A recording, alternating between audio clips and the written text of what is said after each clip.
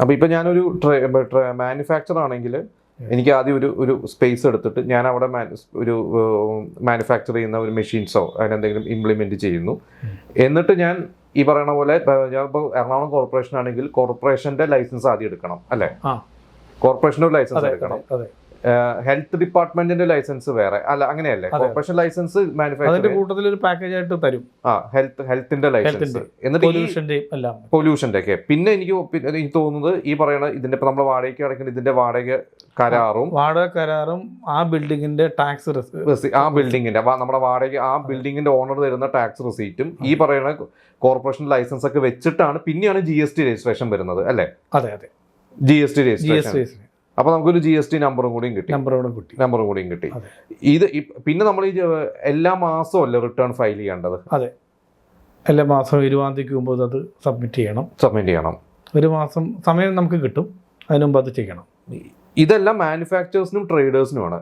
ഇപ്പൊ ഞാനൊരു സർവീസ് നടത്തുന്നത്, ഇപ്പൊ ഞാനൊരു ലാപ്ടോപ്പ് മാത്രം വെച്ചിട്ട് നടത്തുന്ന ഒരാൾ എനിക്ക് എന്റെ വീട്ടിലിരുന്നും ചെയ്യാൻ പറ്റും. അപ്പൊ അവിടെ ഇപ്പൊ എനിക്ക് എങ്ങനെയാണ് അപ്പൊ ഞാൻ GST എടുക്കേണ്ടത്?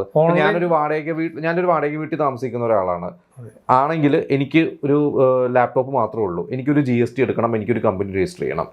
അങ്ങനെയാണെങ്കിൽ എന്താ ചെയ്യേണ്ടത്? ഇപ്പൊ ഒരുപാട് പേര് അങ്ങനെയാണല്ലോ ചെയ്യുന്നത്. നമ്മുടെ ആധാർ അഡ്രസ്സ് തന്നെ ചെയ്യാം. നമ്മൾ താമസിക്കുന്ന ഇപ്പോൾ വാടക വീട്ടിലാണ് നമ്മൾ താമസിക്കുന്ന ആ വാടക വീടിൻ്റെ വാടക ചീട്ടും ഇതും മതി. ഇനി നമ്മുടെ അച്ഛൻ്റെ അമ്മയുടെ ഭൂമിയാണ് അവരുടെ പേരിലുള്ളതാണെങ്കിൽ അതിൻ്റെ സർട്ടിഫിക്കറ്റ് ഉണ്ടാവുമല്ലോ, അത് മതി. വാടക കരമടച്ച റെസിപ്റ്റ് മാത്രം മതിയാവും. അപ്പം നമുക്ക് GST അതിൻ്റെ പേരിൽ GST കിട്ടും.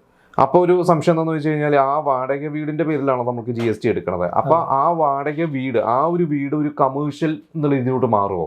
സർവീസ് സെക്ടറിൽ കുറച്ച് ടോളറൻസ് ഉണ്ട്.